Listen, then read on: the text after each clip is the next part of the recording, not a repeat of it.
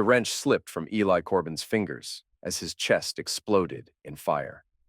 The 41-year-old helicopter mechanic watched the tool spin through the air in slow motion, his vision tunneling as the maintenance hangar tilted sideways. The screech of metal against concrete echoed through the empty facility as he collapsed beside the disassembled rotor assembly, his work boots scraping against oil-stained cement. Eli's last coherent thought before darkness claimed him was that the insurance company would probably blame him for the damage to the helicopter parts scattered around his body. He woke up 18 hours later in Glacier General Hospital, tethered to machines that beeped with mechanical precision. The cardiac monitor displayed numbers that meant nothing to him, but the oxygen mask over his face told him everything he needed to know. His heart had tried to quit on him. "You're awake," Jessica said from the bedside chair. His wife of 12 years looked immaculate despite spending the night in a hospital. Her blonde hair was pulled back in her usual professional style, and she wore the navy blazer she reserved for important meetings at the pharmaceutical distribution company where she worked as a logistics manager. "What happened?" Eli's voice came out as a croak through the oxygen mask. "Massive heart attack. Dr. Meinhardt said you're lucky the day shift found you when they did." Jessica checked her phone while she spoke. "Your supervisor called. They're concerned about liability issues." Eli tried to sit up, but the wires and tubes held him down. "How long was I unconscious?" "Long enough?" Jessica stood and smoothed her skirt. "Listen, I need to talk to you about something important. My birthday party is tomorrow night. The whole management team from the company will be there, including some executives from corporate. Dr. Meinhardt said you could get a day pass if your numbers stay stable." Eli stared at her through the plastic mask. "I almost died, Jess." "But you didn't." Her tone carried the same efficiency she used during conference calls. "This party is crucial for my career advancement. Regional Director Peterson will be there, and I've been working toward a promotion for 2 years. I can barely breathe without this machine." Jessica moved closer to his bed, her voice dropping to a whisper. "If you don't come to my party, I'll file for divorce. I'm not going to let your health problems destroy my future." The cardiac monitor's beeping increased slightly as Eli's heart rate climbed. Through the mask, his voice was barely audible. "You're serious?" "Dead serious." Jessica picked up her purse. "I'll be back this evening. Think about what I said." After she left, Eli closed his eyes and tried to process what had just happened. Somewhere in the background, he heard the soft footsteps of a nurse entering his room. When he opened his eyes, he saw a woman in her 50s checking his IV lines. "How are you feeling, Mr. Corbin?" she asked. "Like I got hit by a truck." The nurse, whose name tag read Patricia, smiled sympathetically. "Heart attacks will do that to you. You're on some pretty strong medications right now." She gestured toward a small cabinet beside his bed. "Pain management, blood thinners, cardiac stabilizers. The usual cocktail for someone in your condition. My wife was just here. I saw her. She seemed focused." Patricia paused while adjusting his IV drip. "I don't mean to pry, but I noticed her looking through your medication drawer while you were sleeping earlier. Is she involved in your medical care professionally?" Eli's chest tightened, but not from his heart condition. "She works in pharmaceutical logistics, but she's not my caregiver." Patricia nodded slowly. "I probably shouldn't mention this, but hospital protocol requires us to track all controlled substances. Some of your prescribed medications are pretty valuable on the secondary market. Cardiac stimulants, pain relievers, just something to keep in mind." After the nurse left, Eli lay in the mechanical silence of the hospital room, staring at the ceiling tiles. Jessica's ultimatum replayed in his mind alongside Patricia's carefully worded warning. His wife of 12 years had threatened divorce while he recovered from a heart attack, and apparently she'd been rifling through his medications. The next morning, Dr. Meinhardt arrived with Eli's discharge papers and a lecture about lifestyle changes. "Your heart muscle sustained significant damage," the cardiologist explained while reviewing Eli's chart. "The good news is you're stable. The bad news is you'll need to completely restructure your life. No more heavy lifting, minimal stress, regular medication schedule, and absolutely no high-intensity physical activity. What about work? Light duty only, if at all. Given your occupation, I'd recommend considering disability leave or career transition." Dr. Meinhardt closed the chart. "Your wife stopped by my office yesterday asking about your medication schedule. She mentioned wanting to help manage your prescriptions. Did you give her access?" "Hospital policy prevents me from discussing patient medications with family members without written consent, but she was quite persistent." The doctor paused. "Mr. Corbin, I've been practicing cardiology for 23 years. Recovery from events like yours requires a strong support system. Make sure the people around you have your best interests at heart. Eli signed the discharge papers with a trembling hand, wondering if the tremor was from his heart medication or something else entirely. The drive home from the hospital felt like traveling through a foreign country. Everything looked the same. The snow-capped mountains surrounding their small Montana town, the weathered buildings that housed the handful of businesses serving the local mining and transport industries. But Eli saw it all through different eyes. The eyes of a man whose wife had threatened to abandon him while he fought for his life. Their house sat on 3 acres outside town, a modest ranch-style home they'd bought when Jessica first got promoted to management. Eli had spent countless evenings in the detached garage, working on side projects and maintaining his personal tools. Now, pulling into the driveway, the garage looked like a mausoleum for his former life. Jessica's BMW was gone, probably at the office where she spent most of her waking hours climbing the corporate ladder. Eli unlocked the front door and immediately noticed changes. Mail was stacked on the kitchen counter in neat piles, bills arranged by due date with sticky notes attached. His prescription bottles were lined up on the counter like soldiers, each labeled with timing instructions in Jessica's precise handwriting. He picked up one of the bottles and read the label. Eli Corbin, Metoprolol. Take twice daily for heart rhythm regulation. The prescription was dated 3 days ago, but the bottle felt lighter than it should.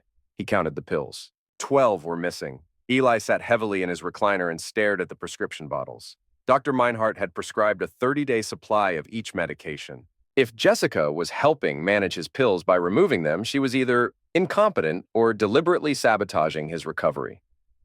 The phone rang, jarring him from his thoughts. The caller ID showed the logo for Mountain Aviation Services, his employer. Eli, it's Dave from Human Resources, the voice said. How are you feeling? Like hell, but I'm alive. Good to hear. Listen, we need to discuss your employment status. The insurance company requires a fitness for duty evaluation before you can return to work. And given the nature of your position, they're recommending extended medical leave. Eli's stomach dropped. Extended leave? For how long? Indefinitely. Your job requires lifting components that weigh up to 50 pounds and working in high-stress environments. The liability exposure is too significant. Dave's voice carried a note of finality. We'll maintain your health insurance for 90 days, but after that, you'll need to explore other options. Dave, I have been with the company for 8 years. There has to be something. I'm sorry, Eli. The decision came down from corporate. Apparently, someone contacted them about your medical situation and raised concerns about workplace safety. After Dave hung up, Eli sat in his chair processing what had just happened. Someone had contacted his employer about his medical condition. Someone with enough inside information to raise specific safety concerns. Someone who knew exactly which pressure points to hit to get him removed from his job. Jessica returned home at 6:30, carrying bags from the local catering company and wearing a satisfied expression that faltered when she saw Eli sitting in the living room. You're home early, she said, setting the bags on the kitchen counter. I got fired today. Jessica paused in her unpacking. What happened? Someone contacted the company about my medical condition, raised concerns about liability and workplace safety. Any idea who might have done that? How would I know? Jessica's voice had taken on the defensive tone she used during work disagreements. Maybe it was standard procedure after your accident. It wasn't an accident, Jess. It was a heart attack. And it wasn't standard procedure. Someone specifically called them with detailed information about my medical restrictions. Jessica continued arranging catered food on serving platters, her movements sharp and efficient. Well, maybe it's for the best. You shouldn't be doing that kind of work anyway in your condition. So how do you suggest we pay the mortgage? Or the medical bills that are going to start arriving? We'll figure it out. Jessica glanced at her watch. I need to get ready for the party. People will start arriving in 2 hours. Eli watched his wife transform their living room into a corporate networking event. She arranged furniture to create conversation areas, set up a bar area with premium liquor, and changed into a black cocktail dress that probably cost more than his weekly paycheck. As guests began arriving, Eli recognized most of them from company functions he'd attended over the years. Middle management types with artificial smiles and calculated conversation. Eli, good to see you up and around, said Peterson, the regional director Jessica had mentioned. He was a heavy-set man in his 50s with the kind of commanding presence that came from years of corporate success. Jessica told us about your health scare. Terrible thing. Thank you, sir. I'm managing. Jessica's been invaluable to our organization, Peterson continued, accepting a drink from Jessica herself. Her efficiency in logistics management has saved us hundreds of thousands in operational costs. We're looking at expanding her responsibilities significantly. As the evening progressed, Eli noticed something unsettling. Several of Jessica's male colleagues seemed unusually familiar with their home layout. Dane Murdoch, the warehouse operations head, commented on renovations they'd made to the garage. Another manager mentioned the view from their bedroom window. These weren't casual observations from brief bathroom visits. Around 10 o'clock, Eli excused himself to get some air on the back patio. Through the sliding glass door, he watched Jessica work the room with practiced precision, moving from group to group, building professional relationships that would advance her career. She was good at it, better than he'd ever been at networking or politics. Not much of a party person? Eli turned to find Dane Murdoch standing beside him, holding a beer and wearing a smirk that suggested he knew something amusing. Not really, Eli replied. Jessica mentioned you lost your job today. Tough break. Dane took a long pull from his beer. Of course, in your condition, maybe it's better to step aside and let other people handle the heavy lifting. What's that supposed to mean? Nothing personal, man. Just saying Jessica's got a bright future ahead of her. She needs support from people who can keep up with her ambitions. Dane's smile never wavered. You seem like more of a stay-at-home type now. Before Eli could respond, Jessica appeared at the sliding door. Dane, Peterson's looking for you. Something about the quarterly logistics report. Dane headed back inside, but not before giving Eli a look that felt like a challenge. Jessica lingered on the patio, her expression unreadable in the dim light. How are you feeling? She asked. Like I'm being managed. What does that mean? Eli studied his wife's face, looking for traces of the woman he'd married 12 years ago. It means I'm starting to notice things I should have seen before. Such as how many of your male colleagues seem familiar with our house. Such as how quickly my employer learned about my medical restrictions. Such as how my prescription bottles keep getting lighter. Jessica's corporate mask slipped slightly. You're being paranoid. Heart attack survivors often experience anxiety and depression. Maybe you should talk to Dr. Meinhardt about adjusting your medications. Maybe I should ask him about the missing pills first. The mask slipped further. I've been helping you manage your medications. Sometimes I need to count them to make sure you're taking them correctly. By removing them from the bottles? I never removed anything. You're confused. Jessica's voice carried the same dismissive tone she used with difficult vendors. This conversation is inappropriate with my colleagues inside. We'll discuss it later. She went back to her party, leaving Eli alone on the patio. Through the glass door, he watched her seamlessly rejoin the crowd, her professional smile firmly in place. But he also noticed how Dane Murdoch watched her move through the room and how she seemed to know exactly where he was at all times.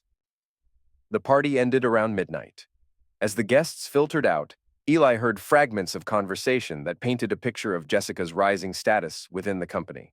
Promotion possibilities, increased responsibilities, respect from senior management. She was succeeding in ways he'd never been able to achieve in his blue-collar career.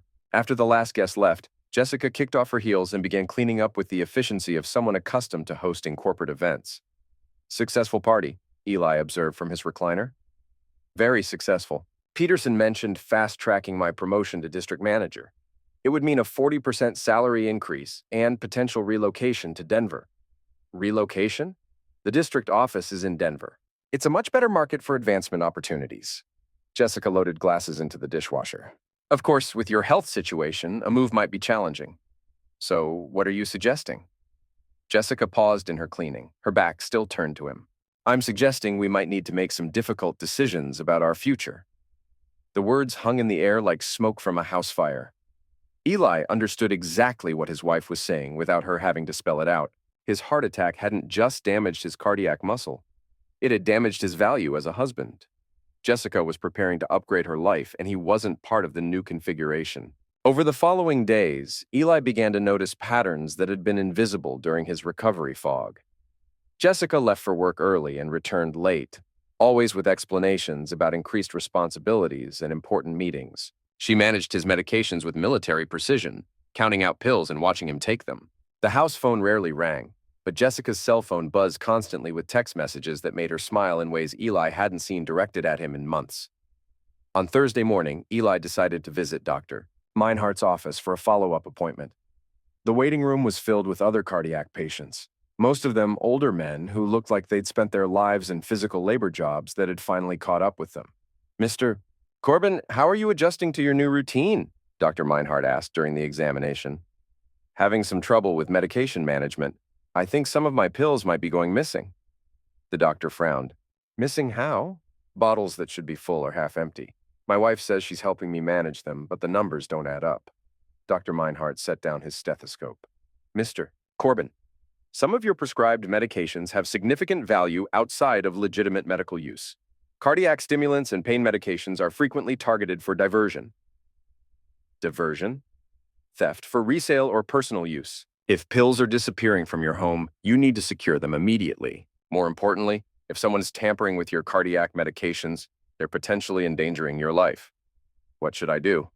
First, I'll provide you with a locking medication box. Second, I want to see you weekly for the next month to monitor your condition. Third, if you suspect medication tampering, you should contact local law enforcement. Dr. Meinhardt wrote something in Eli's chart. "Your wife called my office again yesterday asking about your prescription schedule.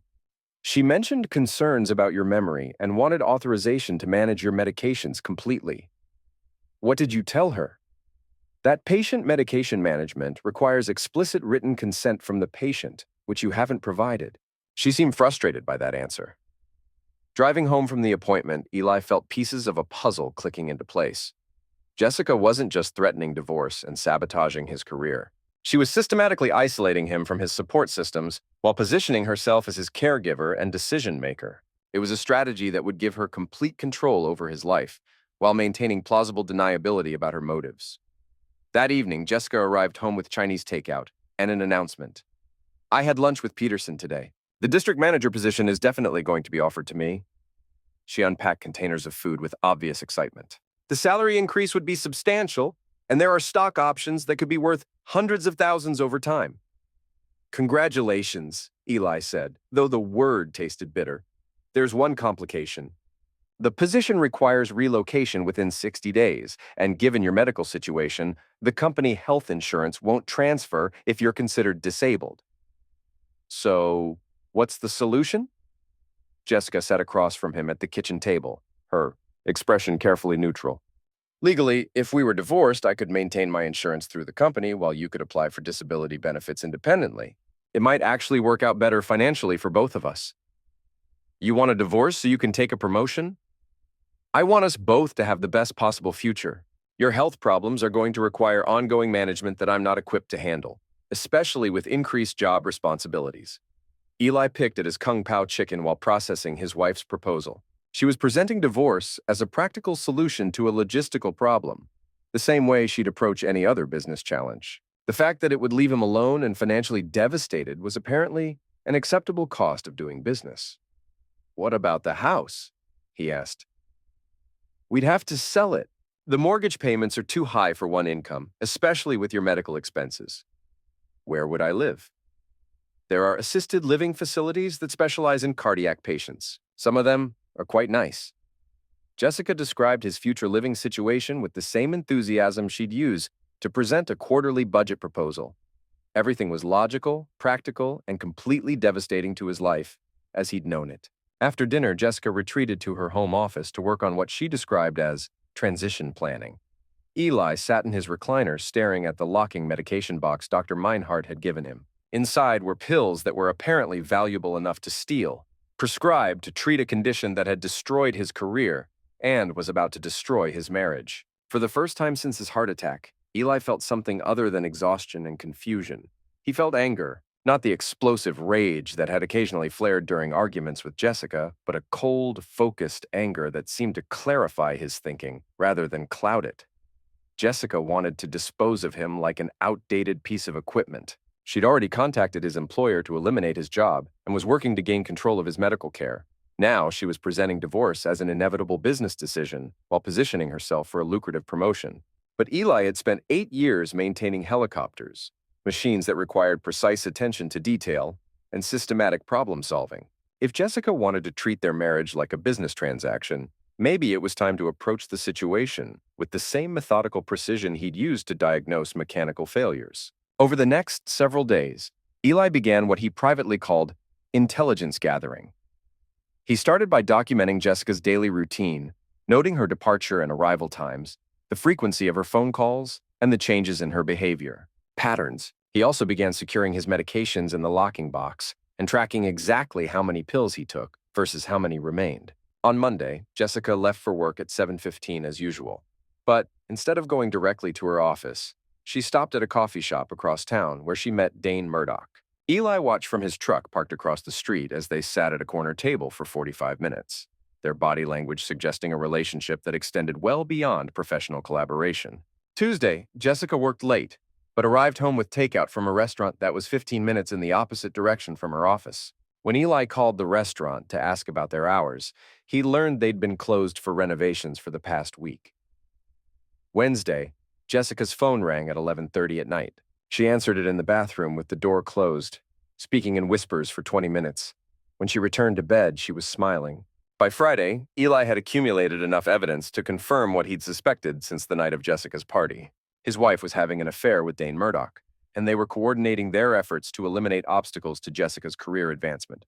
Specifically, they were eliminating him. The realization should have been devastating, but instead, Eli found it oddly liberating. For months, he'd been trying to understand why his marriage felt like a business arrangement. Now he knew it had become exactly that, a business arrangement where he was the liability being written off. Saturday morning, Jessica announced she was going shopping for professional clothes for her new position. She asked if Eli needed anything, the question delivered with the same tone she'd use with a minor employee. Actually, yes, Eli said. I need to understand something. What?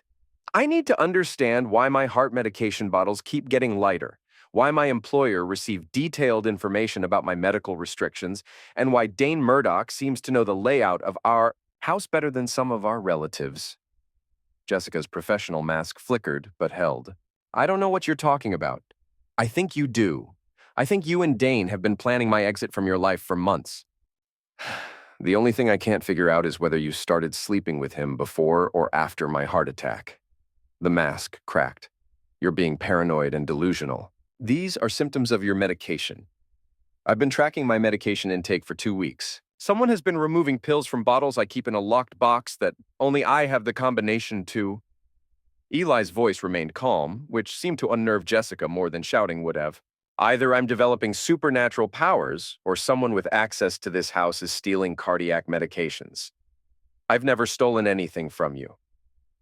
But you have been planning to divorce me and move to Denver with your promotion.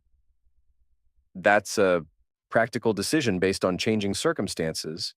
And sleeping with Dane Murdoch? Jessica's composure finally cracked completely. How dare you accuse me of— I'm not accusing you of anything. I'm telling you what I know. Eli stood from his recliner, his movement slow but deliberate. I know you've been meeting him for coffee before work. I know you've been lying about working late. I know he's been in our house when I wasn't here. You've been spying on me? I've been paying attention to my wife's behavior, something I should have started doing months ago. Jessica grabbed her purse and keys with shaking hands. I don't have to listen to these paranoid accusations. When I get home, we're going to discuss your mental health situation with Dr. Meinhardt. After she left, Eli sat in the silence of his empty house and considered his options. He could confront Jessica directly and demand honesty, but that would only accelerate her timeline for disposing of him.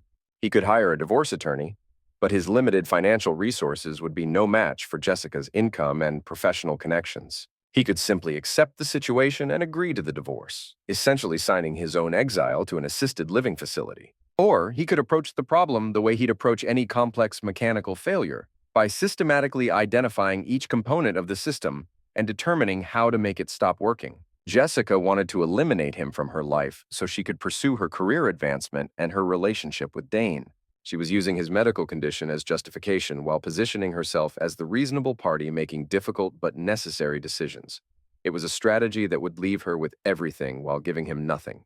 But Jessica's strategy had vulnerabilities, just like any mechanical system.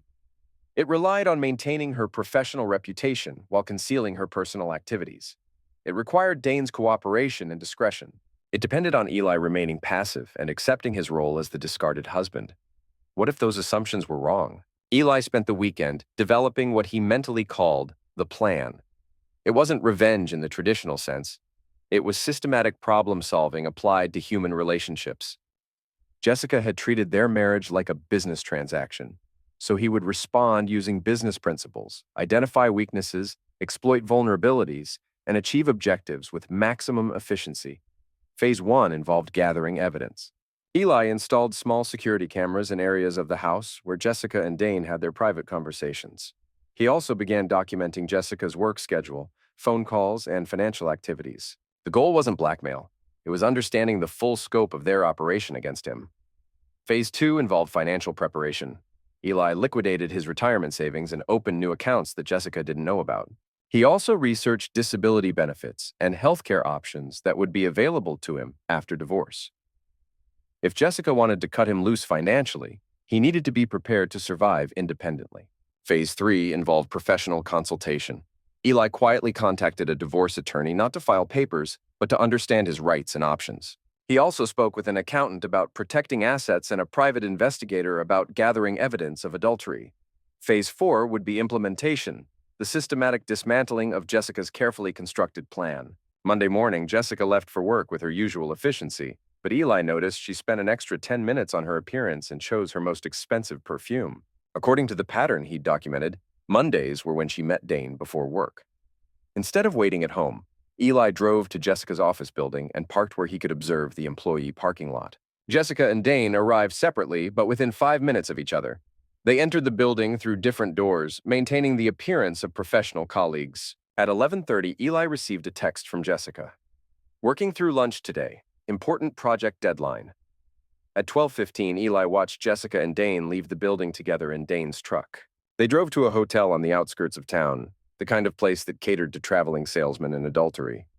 Eli parked across the street and waited. An hour and 20 minutes later, they emerged separately, Jessica straightening her clothes and checking her reflection in Dane's truck mirror. Eli followed Jessica back to her office, then drove home and reviewed the security footage from their house. The cameras had captured Jessica's morning routine, including a phone call she'd made from the kitchen while getting coffee. "It's me," she'd said into the phone. "He's getting suspicious about the medication thing. We need to accelerate the timeline." The response was inaudible, but Jessica's reaction was clear. "I don't care if it's risky. If he starts asking questions publicly, it could damage my promotion prospects. Handle it." Eli rewound the footage and played it again. Jessica wasn't just planning to divorce him. She was actively coordinating with Dane to handle his suspicions about the medication theft. The woman he'd been married to for 12 years was treating him like a business problem to be solved, regardless of the human cost. That evening, Jessica returned home with Chinese takeout and the same artificial cheerfulness she'd displayed since his heart attack. "How was your day?" she asked while unpacking food containers. "Quiet. How was your important project deadline?" "Stressful, but we got everything resolved." Jessica moved around the kitchen with practiced efficiency. "Peterson called this afternoon. The district manager position is officially mine if I want it. I need to give him an answer by Friday." "And you've decided to take it?" "It's a significant opportunity. Life-changing, really." Jessica sat across from him at the table. "I know the timing is difficult with your health situation, but sometimes we have to make hard choices for our long-term well-being." Eli nodded thoughtfully. "You're right. Sometimes we do have to make hard choices. I'm glad you understand. I was worried you might try to make this more difficult than it needs to be." "Why would I do that? You've clearly thought this through carefully. I respect your planning." Jessica seemed surprised by his reasonable response. "So you'll agree to the divorce?" "I think we should discuss the details first. Asset division, timelines, living arrangements. I want to make sure we handle everything properly." "Of course. We can work out all the details amicably." After dinner, Jessica retreated to her home office while Eli sat in his recliner, appearing to watch television. Actually, he was listening to Jessica's phone conversation through the surveillance equipment he'd installed. "He's being cooperative," Jessica was saying, "almost suspiciously cooperative. I expected more resistance." Dane's voice was faint but audible. "Maybe the heart attack scared him more than we thought. Sick people sometimes get compliant." "Maybe, But we still need to be careful about the medication situation. If he reports missing pills, it could create complications. I'll take care of it. Few more weeks and he'll be your ex-husband's problem, not yours.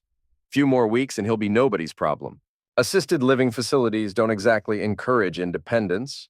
They laughed at that, the sound carrying clearly through Eli's surveillance system. His wife and her lover were discussing his future like they were planning the disposal of broken furniture. Eli turned off the television and went to bed early, but not to sleep. Instead, he lay in the darkness, listening to Jessica move around the house, making phone calls and preparing for what she believed would be the final phase of her plan to eliminate him from her life. What Jessica didn't understand was that her plan had already failed. Not because Eli was going to fight it directly, but because she'd made the mistake of underestimating his capabilities. She saw him as a broken-down mechanic with a heart condition. What she'd forgotten was that mechanics understood systems, how they worked, how they failed, and how to make them fail on command. Jessica's system had vulnerabilities she didn't even know existed, and Eli was about to exploit every single one of them. Tuesday morning, Eli made 3 phone calls that would begin the dismantling of Jessica's carefully constructed plan. The first call was to Dr. Meinhardt's office, reporting that his medications were still disappearing despite the locking box. He requested a meeting to discuss security measures and possible law enforcement involvement. The second call was to Mountain Aviation Services, asking to speak with their legal department about the circumstances surrounding his termination. He specifically mentioned concerns about potential violations of the Americans with Disabilities Act and wanted to understand who had provided them with his confidential medical information. The third call was to Peterson's assistant at Jessica's company, identifying himself as Jessica's husband and expressing concerns about her stress levels and recent behavioral changes. He mentioned that her doctor had recommended she reduce her workload due to anxiety-related symptoms. None of the calls were lies, exactly. They were strategic applications of partial truths designed to create complications in Jessica's professional life. If she wanted to treat their marriage like a business negotiation, Eli was prepared to negotiate using business tactics. Wednesday morning, Jessica left for work earlier than usual, her movements sharp with nervous energy. Eli's surveillance equipment captured her making urgent phone calls before she'd even finished her coffee. "Something's wrong," she said into her phone. "Peterson's assistant called asking about my medical situation. Someone contacted them claiming I needed to reduce my workload." Dane's response was agitated. "How could anyone know about your stress levels unless you told them?" "I didn't tell anyone anything." This has to be Eli. "What can he prove?" "Nothing directly, but if he's starting to make phone calls about me, it means he's not as compliant as we thought." "Maybe it's time to accelerate the timeline." "How?" "Leave him, today. File for divorce and move out. Let him deal with the house and the bills on his own." "I can't do that. It would look terrible professionally." "Peterson expects a smooth transition, not personal drama." "Then we need to make sure Eli stops making phone calls." Jessica's voice dropped to a whisper. "What does that mean?" "It means maybe his heart condition needs to get worse before it gets better." Eli rewound the recording and played it again. Dane wasn't just suggesting they accelerate the divorce timeline. He was suggesting they accelerate Eli's death. The medication theft wasn't casual drug dealing. It was attempted murder disguised as caregiving. The realization should have terrified him, but instead, it clarified his thinking with surgical precision. Jessica and Dane weren't just destroying his marriage and career, they were trying to eliminate him, which meant Eli's response didn't need to be proportional or reasonable, it needed to be comprehensive and permanent. Thursday morning, Eli drove to the county sheriff's office and filed a formal complaint about medication theft. He provided documentation about missing pills, suspicious behavior from Jessica, and his concerns about tampering with cardiac medications. The deputy who took his statement was a middle-aged woman who seemed familiar with domestic violence cases. Mr. Corbin, medication tampering in cardiac patients can be considered attempted murder," she explained. "If someone is deliberately interfering with your prescribed treatment, they're endangering your life." "I understand that. I just want the situation documented officially. We'll need to interview your wife and anyone else with access to your medications.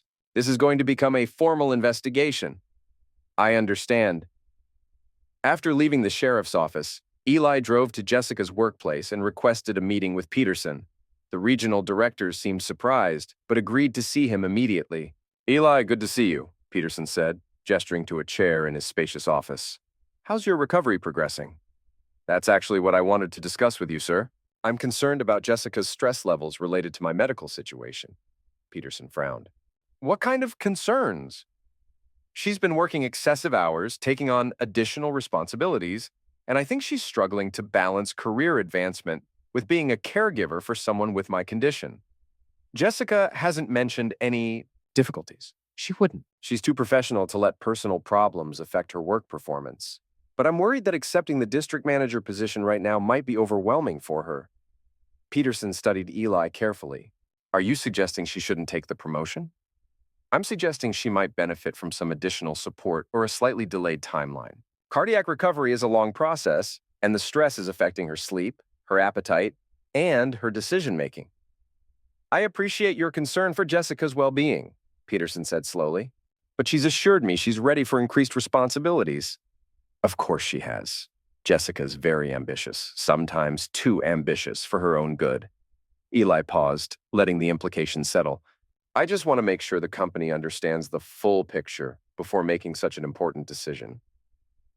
After leaving Peterson's office, Eli sat in his truck and waited. Within 20 minutes, he watched Jessica storm out of the building, her phone pressed to her ear, and her face flushed with anger. Through his surveillance app, he could hear her side of the conversation as she reached her car. He went to Peterson, Jessica said into her phone. Told him I was under stress and might not be ready for the promotion. Dane's voice crackled through the speaker. What did Peterson say? He wants to schedule a meeting to discuss my personal situation and how it might affect my job performance. Eli is sabotaging my career. Then we end this, tonight. What do you mean? I mean we make sure Eli's heart condition takes a turn for the worse, permanently. Jessica was quiet for a long moment. When she spoke again, her voice was barely audible. You're talking about murder. I'm talking about solving a problem. Your husband is trying to destroy your future. We're just going to make sure he can't. I can't be involved in something like that. You're already involved. You've been stealing his medications for weeks. If he dies from cardiac arrest, the investigation will show he wasn't taking his prescribed treatment.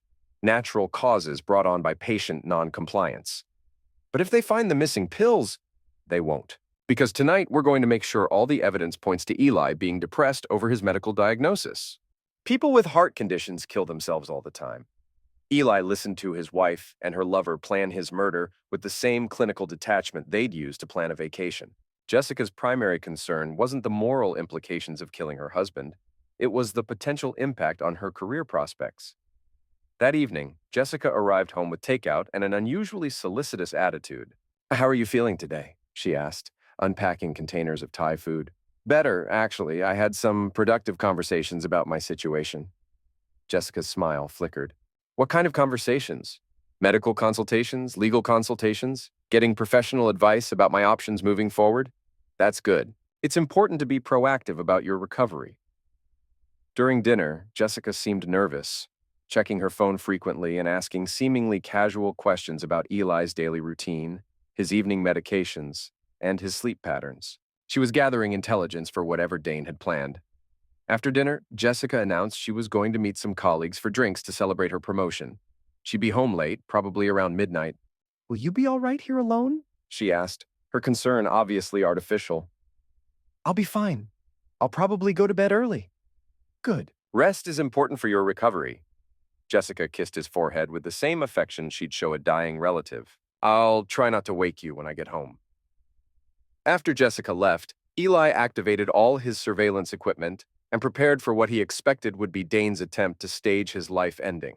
He'd spent the afternoon researching the various ways someone might try to kill a cardiac patient while making it appear natural. Medication overdose was the most likely method. Too many heart pills could cause cardiac arrest that would look like natural progression of his condition. At 9:30, Eli's motion sensors detected someone approaching the house from the backyard. Through his security cameras, he watched Dane circle the property, checking windows and doors for the easiest point of entry. He was wearing dark clothes and latex gloves, the uniform of someone planning to leave no fingerprints. Dane spent 10 minutes examining the garage before finding an unlocked window. He squeezed through the opening and immediately began searching for something specific. Through the garage cameras, Eli watched him locate the spare house key Jessica had hidden for emergencies. At 10:15, Dane entered the house through the back door, moving with the confidence of someone familiar with the layout. He went directly to the master bedroom, where he spent several minutes in the bathroom, apparently preparing something. Eli remained in his recliner, watching the surveillance monitors and waiting.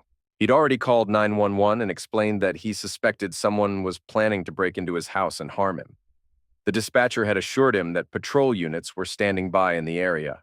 At 10:30, Dane emerged from the bathroom carrying a glass of water and several pill bottles. He walked quietly toward the living room, expecting to find Eli asleep in his recliner. Instead, he found Eli sitting upright with his cell phone in his hand.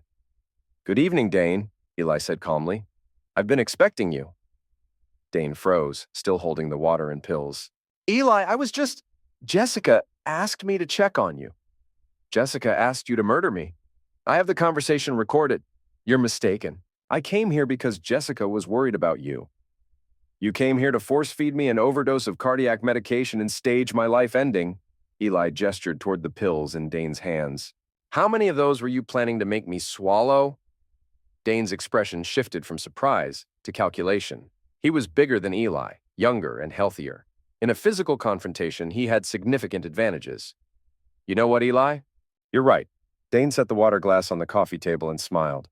"I did come here to eliminate you, and there's not a damn thing you can do about it." "Actually, there is." Eli pressed a button on his phone, and suddenly the house was filled with the sound of police sirens approaching rapidly. Dane lunged toward Eli, but his movement was clumsy and desperate. Eli rolled sideways out of his recliner, letting Dane's momentum carry him into the furniture. Before Dane could recover, the front door exploded inward as sheriff's deputies flooded into the house. "Sheriff's Department, nobody move." Dane was face down on the floor with his hands cuffed behind his back within 30 seconds. The deputies secured the scene and began photographing the evidence. The pills Dane had brought, the latex gloves, the glass of water prepared for Eli's final drink. "Mr. Corbin, are you injured?" asked the lead deputy. "I'm fine. Everything you need to understand what happened here is recorded on my surveillance system." As they led Dane away, he looked back at Eli with pure hatred. "You think you've won something? Jessica will destroy you in the divorce. You'll lose everything anyway." "Maybe," Eli said, "but I'll be alive to see it happen." The next several hours were a blur of police interviews, evidence collection, and medical evaluation. Eli provided the deputies with recordings of Jessica and Dane planning his murder, along with documentation of the medication theft and career sabotage. By dawn, the sheriff's office had enough evidence to charge Dane with attempted murder, breaking and entering, and conspiracy. Jessica arrived home at 6 a.m. to find police cars in her driveway and her husband very much alive. She tried to maintain her composure, but the sight of crime scene tape and evidence bags clearly rattled her. "What happened here?" she asked the lead investigator. "Your husband's friend tried to eliminate him last night. We have him in custody along with evidence of a conspiracy to commit murder." "That's impossible. Dane would never—" "Ma'am, we have recordings of you and Mr. Murdoch planning your husband's death. You're under arrest for conspiracy to commit murder." Jessica's professional mask finally cracked completely as the handcuffs clicked around her wrists. She looked at Eli with a mixture of shock and rage. "How long have you known?" she asked. "Long enough to protect myself. You've destroyed my career, my promotion, everything I worked for. You destroyed it yourself when you decided to murder your husband for a job opportunity." As the police led Jessica away, she turned back one final time. "I hope you're satisfied. You've ruined both our lives." "Only one of us was planning murder," Eli replied. "I think the ruination was pretty one-sided." The trial took place 4 months later. Dane pleaded guilty to attempted murder in exchange for a 15-year sentence. Jessica maintained her innocence until the prosecution played recordings of her planning Eli's death, at which point she accepted a plea deal for conspiracy charges that would send her to prison for 8 years. During her sentencing hearing, Jessica addressed the court with the same professional demeanor she'd used in corporate presentations. "Your Honor, I made serious errors in judgment during a difficult period in my marriage. I allowed my personal ambitions to cloud my moral reasoning. While I deeply regret my actions, I want to emphasize that I never intended actual harm to come to my husband." The judge was not impressed. Missy, Corbin, you conspired to murder your husband so you could accept a job promotion. The court finds your lack of remorse disturbing and your actions premeditated." Jessica received the maximum sentence under her plea agreement. 6 months after the trial, Eli stood in the garage of his empty house, packing the last of his tools. The property had sold quickly, and he'd use the proceeds to buy a small cabin in the mountains where he could live quietly on his disability benefits. Doctor. Meinhardt had cleared him for light physical activity, and Eli had discovered that cardiac recovery was easier when you weren't being systematically poisoned by your spouse. His heart condition was manageable with proper medication and moderate exercise. The local newspaper had covered the trial extensively, portraying it as a case study in corporate ambition gone wrong. Jessica's former employer had quietly settled a wrongful termination lawsuit Eli filed after discovering that she'd provided them with false information about his medical condition. Dane had been released on parole after serving 3 years of his sentence, but he'd found employment difficult with a violent felony conviction. Last Eli heard, he was working part-time at a gas station and living with his elderly mother. As Eli loaded his truck with the last box of tools, he thought about the conversation that had started this entire sequence of events. Jessica threatening divorce if he didn't attend her birthday party while recovering from a heart attack. It seemed like something that had happened to a different person in a different lifetime. His phone rang as he was locking the garage for the final time. The caller ID showed Dr. Meinhardt's office. "Mr. Corbin, how are you feeling about the move?" the doctor asked. "Good. Ready for a quieter life." "You've certainly earned it. I've been thinking about your case since the trial. In 30 years of cardiology, I've never seen a patient recover so completely from such a traumatic situation. Heart attacks are survivable if you get proper treatment." "I wasn't talking about the heart attack. I was talking about discovering that your spouse was trying to eliminate you." Eli considered that for a moment. "I guess I learned that survival requires more than just medical treatment. Sometimes it requires fighting back." "Well, you fought back more effectively than anyone expected. Your wife and her accomplice certainly underestimated your capabilities. They made the mistake of thinking a heart condition made me helpless. Turns out it just made me more focused." After ending the call, Eli climbed into his truck and took one last look at the house where he'd spent 12 years married to a woman who'd ultimately tried to murder him for career advancement. The windows were dark, the yard was overgrown, and the whole property had the abandoned feel of a place where terrible things had happened. As he drove toward his new life in the mountains, Eli reflected on the lessons he'd learned about human nature, survival, and the importance of paying attention to the people closest to you. Jessica had been right about one thing. Sometimes you do have to make hard choices for your long-term well-being. The difference was that Eli had made his choices to preserve life, while Jessica had made hers to destroy it. 20 miles outside town, Eli's truck crested a hill that provided a panoramic view of the valley below. The industrial buildings looked small from this distance, the mining equipment reduced to toy-sized dots scattered across the landscape. It was the kind of view that reminded you how insignificant most human problems really were in the larger scheme of things. Eli pulled over at a scenic overlook and called his attorney with an update on his relocation. "The house sale went through this morning," he reported. "All proceeds deposited as discussed." "Excellent. How are you feeling about starting over?" "Like I should have done it years ago." "Any regrets about how things played out?" Eli watched the sun set over the mountains, painting the sky in shades of orange and red that reminded him of fire. "I regret that it took a heart attack for me to realize my wife was trying to eliminate me. But I don't regret fighting back. You saved your own life. I did what I had to do." As darkness settled over the valley, Eli continued his drive toward the cabin that would be his new home. Behind him, the lights of the town grew smaller and dimmer until they disappeared completely. Ahead of him, the mountain road stretched into shadows and uncertainty, but for the first time in months, uncertainty didn't feel threatening. It felt like freedom. 3 years later, Eli received a letter forwarded from his old address. The return address showed it was from Jessica, writing from the State Women's Correctional Facility where she was serving her sentence. The letter was brief and written in the same precise handwriting she'd used for grocery lists and appointment reminders. "Eli, I know you probably don't want to hear from me, but I wanted you to know that I understand now what I did to you. Prison gives you a lot of time to think about your choices and their consequences. I convinced myself that your heart attack was an opportunity for me to build a better life. But what I was really doing was destroying the life we'd already built together. I'm not asking for forgiveness because I know what I did is unforgivable. I just wanted you to know that I realize how wrong I was. I hope you found peace in your new life. You deserved better than what I gave you. Jessica." Eli read the letter twice, then walked to his wood-burning stove and used it to start that evening's fire. The paper caught quickly, the flames consuming Jessica's words and reducing them to ash and smoke that disappeared up the chimney and into the mountain air. He'd found peace in his new life, but it wasn't the kind of peace that required forgiveness or reconciliation.